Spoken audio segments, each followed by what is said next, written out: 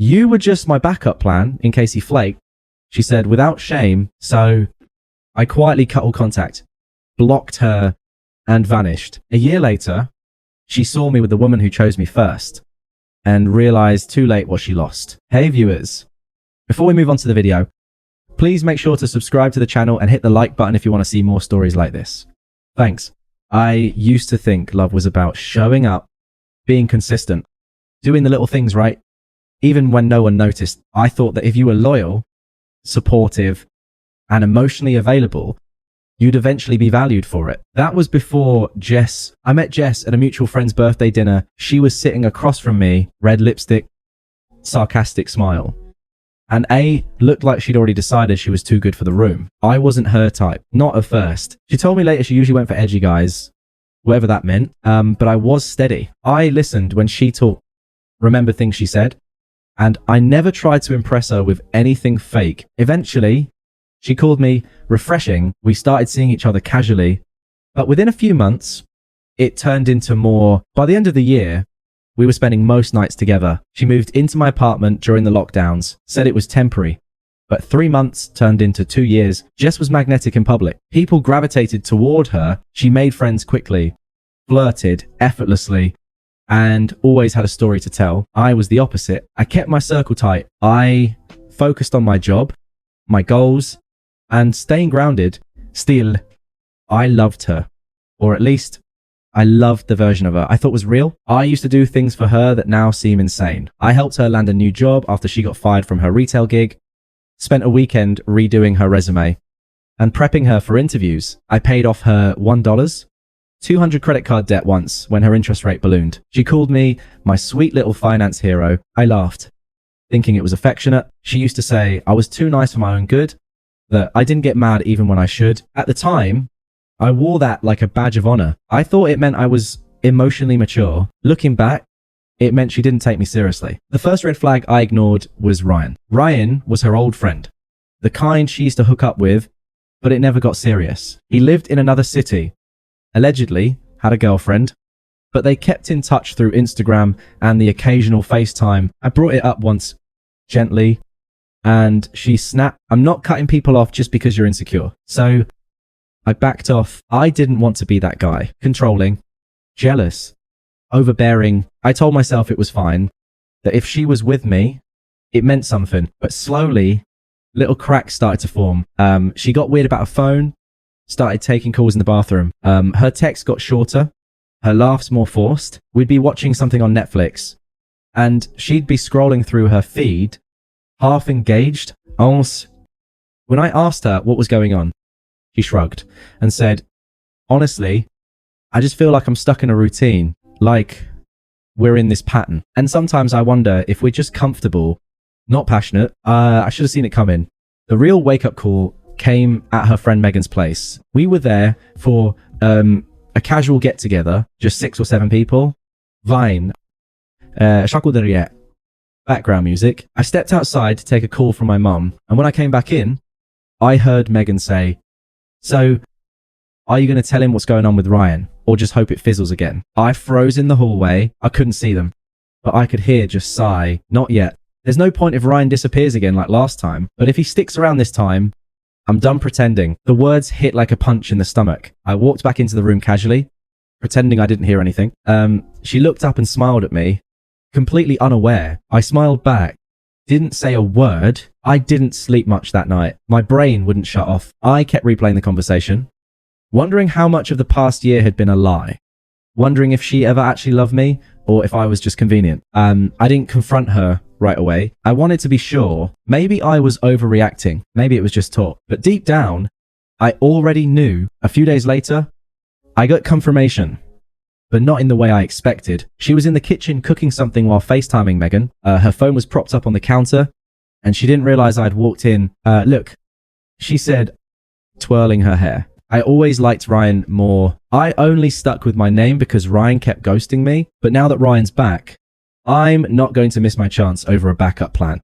Megan laughed. "You're brutal." Jess grinned. "I'm just being real." That was the moment something inside me snapped, but not in the way you'd think. I didn't rage. I didn't cry. I didn't scream. I just turned around, walked back to the bedroom, and started packing a bag. She didn't even notice. I didn't say anything that night. Not a word. I packed a duffel bag, grabbed my laptop, my gears, and left. She texted me around 1143p. Jess, where'd you go? Yes? You, okay? Yes? Seriously? Are you mad at me or something? I didn't answer. I slept in my car that night in the parking garage under my office building. Not because I didn't have options. I have friends, a brother in town, but I needed the silence. I needed a moment where no one could lie to me, distract me, or spin their version of things. I sat there in the dark, staring at the ceiling, listening to the quiet hum of the building above me, and for the first time in 2.5 years, I started to feel calm. She didn't try calling, just a couple more texts in the morning. Yes. Can you come home? I'm worried about you. Yes. Whatever this is, can we just talk? That last one almost made me laugh. Talk. When exactly was she planning to do that? Before or after? She tossed me aside for a flaky main option. I went to work the next morning, like nothing had happened. Ran the morning meeting. Closed 2 deals. Smiled at co-workers. Nobody noticed the bags under my eyes or the weight in my chest. I'd mastered pretending. That night, I went back to the apartment. I didn't want drama, didn't want to fight. I just wanted clarity. My plan was simple. Get her to say it out loud. She was sitting on the couch in a hoodie and pajama shorts, hair up, scrolling through her phone. She barely looked up when I walked in. You didn't answer any of my messages. She said, I just come home late from the bar. I needed a night to think. I replied, calm, neutral. She stood and walked over. Think about what I motioned toward the couch. Sit. She did. I didn't. I want to ask you something. I said, and I want a real answer. She crossed her arms. Okay.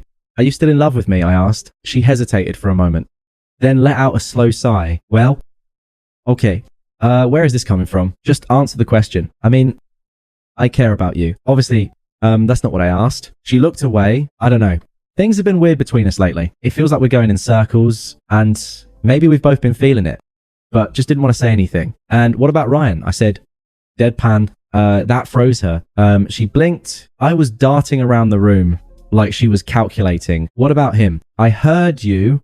I said, at Megan's, and again on FaceTime yesterday, you called me your backup plan. She went pale, opened her mouth, closed it, then, like flipping a switch, she went straight to defense mode. Okay. First of all, that was a private conversation. Do you deny saying it? She was silent. I nodded. Right?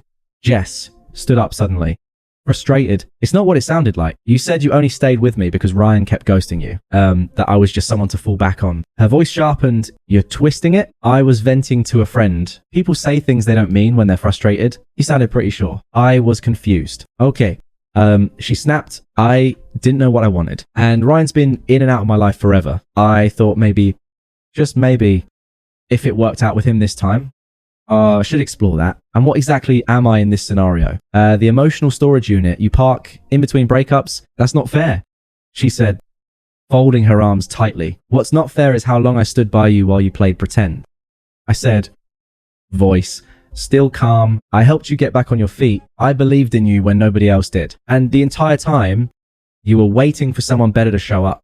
She scoffed. I never said he was better. You didn't have to. We stood there in silence. She looked like she wanted to cry or scream or throw something, but all she did was whisper, so what now? I took a breath. I'm done. Yes, you made your choice. I just finally heard it out loud. She blinked. So that's it. You're not even going to try to work through this. I worked through this for 2.5 years alone. You were just waiting for someone else to come pick you up. You're blowing everything out of proportion. You're not even giving me a chance to explain. You already did. I grabbed my bag and keys, walked toward the door. You're just going to walk out.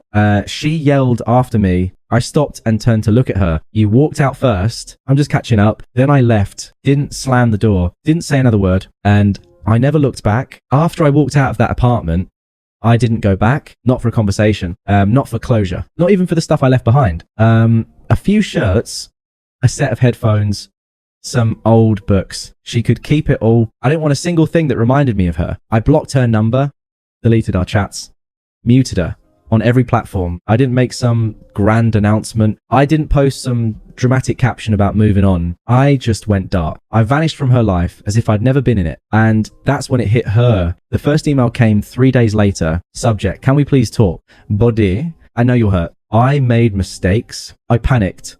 But I never stopped caring about you. Can we please just talk face to face? I didn't respond. A few days later, I got another one. Longer this time. Rambling. Emotional. She said she missed me, that she didn't realize how much I meant to her until I was gone, that she was confused when she said those things. She didn't mean it. Like, it sounded, of course, she didn't. It only sounded bad once she realized I wasn't going to beg for her back. But the truth was, I didn't miss her. Not anymore. What I missed was the version of her I thought existed. The person I believed she was, that person died. The moment I heard her say I was just a backup plan, the silence that followed became my therapy. At first, it was hard. I'd have moments in the middle of the night where I'd wonder if maybe I overreacted, if maybe I should have fought harder, but those thoughts didn't last long because every time I started to waver, I'd remember her exact words, I only stuck with him because Ryan kept ghosting me. It wasn't a mistake. It was a decision, a cold, calculated choice to string me along while she waited for someone she liked more. So I did what she never expected. I built a life without her in it. I started going to the gym consistently, not out of spite, but because I finally had the mental space to focus on myself. I spent weekends with friends I'd neglected during the relationship. I picked up hobbies again. Photography, hiking, things that brought me peace. I started sleeping better, eating better, thinking clearer. One night, about a month later, I got a text from her best friend, Megan, hey, I just wanted to say, I'm really sorry about what happened. I didn't know she was being that shady. Hope you're doing okay. I never replied. But that was the first sign her little support network was starting to unravel. Then came the second. I ran into a mutual friend of ours at a birthday party. We hadn't seen each other in months. And he looked uncomfortable when he brought her up. Jess and Ryan didn't really work out. He said, apparently, he dipped after like 2 months, blocked her. I think I just nodded. Sorry to hear that. I wasn't. Turns out Ryan had done what he always did. He got bored, moved on, ghosted her the moment she started getting emotionally attached. Exactly what she did to me. Only faster. Poetic. That same night, I met someone, Emma. She was nothing like Jess. Not loud, not flirty, not the center of every room. She was soft-spoken, grounded, and didn't play games. We talked for an hour straight without checking our phones once. She asked questions, actually listened, and didn't try to impress me. She was just real. We exchanged numbers, and for the first time in months, I felt something that wasn't anger or regret. I felt peace. Emma and I took things slow. I told her up front that I'd been through some things, and she didn't flinch. She didn't ask me to explain everything right away. She just let me be myself. No performance. No pretending. It wasn't some whirlwind rebound. It was calm, easy, honest. And it made me realize how exhausting it had been to constantly prove my worth to someone who was always waiting for someone better. A few weeks after I started seeing Emma, I got another email from Jess. This one was different. Subject, I get it now. Body, I know you probably won't read this, and I don't blame you, but I just want you to know I get it now. I messed up something real because I was chasing something that never existed. I thought Ryan was what I wanted. Turns out he was never capable of loving anyone. And now I've lost the one person who actually showed up for me. You didn't deserve how I treated you. I'm sorry. There it was. The apology, but it didn't land the way she thought it would because by then I didn't need it. I'd already healed, already moved on. Already realized that people who truly love you don't make you feel like a backup. They choose you first and always. I didn't respond. She'd used her words before to manipulate, to cover up, to justify. Now her words were powerless. I didn't need them. I had something better. I had peace. About 2 months after Jess's last email, her name popped up again, but not in my inbox. This time, it was on my phone, an unknown number, but the message made it obvious. Hey, I know. I'm probably the last person you want to hear from, but I just wanted to say I'm really happy for you. I saw some photos of you and that girl. She seems sweet. You look really good. I didn't respond. An hour later, another one came through. I've been thinking a lot lately about us, about how I ruined something solid because I was chasing some fantasy. I don't expect anything. Just if you ever want to talk, I'd really like that. Still no response. She followed up the next day with a picture, a selfie, no words, just her looking into the camera with that same force pouch she used to post on Instagram, blocked. I figured that would be it. But Jess was never good at taking a hint, especially when she felt the power slipping. Soon, her friends started showing up in my inbox. Megan, hey, I know things got messy, but she's really not doing well. I've never seen her like this. She misses you. I'm not saying you should forgive her, but maybe just talk to her. Sam, mutual friend, she's been asking about you a lot. Man says she made the biggest mistake of her life. You don't owe her anything. Just letting you know, I didn't engage with any of it. I wasn't angry anymore. I was indifferent. And that's what made it worse for her, because the one thing Jess had always counted on was getting a reaction, and now she got nothing. Then, about a month later, the final message came, long, desperate, rambling. Yes. I need to say this. I don't know how else to reach you. I know I said horrible things. I was scared. Ryan was always this fantasy in my head, and I clung to it because I thought I didn't deserve the kind of love you gave me. I've been in therapy. I'm trying to understand why I sabotaged something so good. I still remember how you used to hold me when I was anxious, how you made coffee for me in the mornings, how you picked me up at 3:00 a.m. when I locked my keys in the car. Nobody's ever treated me like that. And now you're gone. I get it. I really do. But if there's any chance you consider seeing me again, just for coffee, just to talk, I give anything. Please don't hate me. Please don't forget about me. I stared at the screen for a while, not out of emotion, just clarity. She didn't miss me.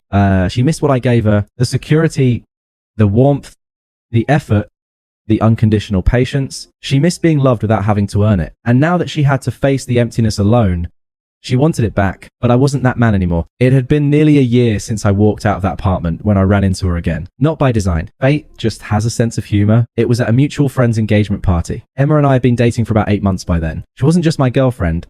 She was my piece. Everything just never was. We walked into the event hand in hand. Emma looked elegant but understated. Classy in a way that didn't try too hard. The kind of woman who made people lean in when she spoke, not because she was loud, but because she didn't need to be. We'd barely been there 5 minutes when I saw Jess. She was at the bar alone. Her hair was longer, her makeup heavier.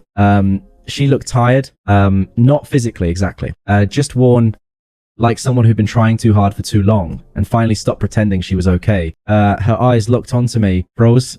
I nodded politely, nothing more, and turned back to Emma. 15 minutes later, just approached. Can I talk to you? She said. As flicking nervously between me and Emma, I looked at Emma.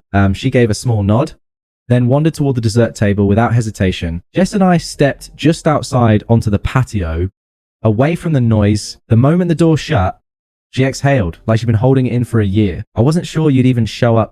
She said, it's our mutual friend's engagement. I said flatly, why wouldn't I? She nodded. You look different. I am. Just look down. I guess you saw everything I sent. Or maybe you didn't. I don't know. I saw it. Silence stretched for a moment. I messed up. She said, finally. I know that sounds small compared to everything I did, but I just want you to know I really did love you. I was just too mature to recognize it when I had it. I nodded. Maybe. Or maybe you just love the way I made you feel. Not me. She blinked. That hit harder than she expected. I've changed. She said, I've been doing work on myself. I know it doesn't fix what happened, but I just wanted to tell you in person, I needed you to know. I looked out the street, then back at her. My voice was calm, steady.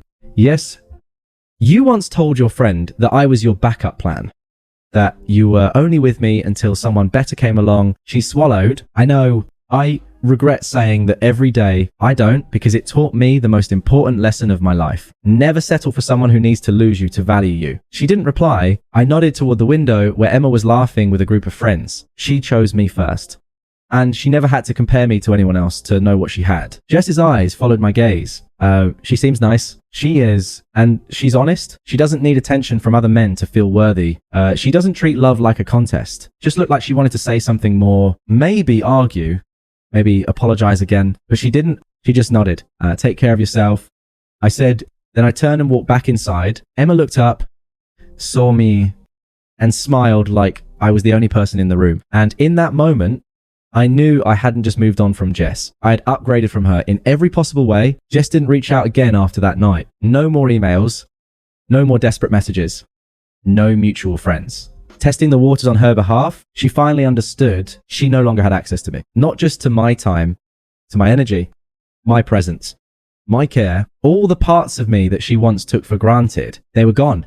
Not stolen, not taken away in anger, just reclaimed. Because the truth is, I didn't need revenge. I didn't need her to cry or apologize in front of a crowd or beg on her knees. That's not what healing looks like. Real healing happened in the quiet. In the mornings, I woke up without that heaviness in my chest. In the calm, I felt walking into my apartment and knowing peace lived there. Now, Emma and I built something from scratch. No ghosts, no games, no waiting for the other shoe to drop. She chose me the way I always wanted to be chosen. Freely, clearly, and without hesitation. And I finally chose myself. Too, there was a moment, maybe 2 months after that party, when I was cleaning out an old drawer and found a note Jess had written me years ago, a goofy post-it from some random Tuesday. "You're my favorite safe space. Don't ever change." I held it for a second, smiled once, and threw it away. She was right about one thing. I was safe, steady, real, but I did change. I stopped being someone's safe space while they waited for a thrill ride. I stopped being the man someone settled for just in case. Sometimes people ask if I ever hear what happened to her. Truth is, I don't ask. A friend once mentioned she'd moved back in with her mum for a bit, that she switched jobs again, that she's laying low.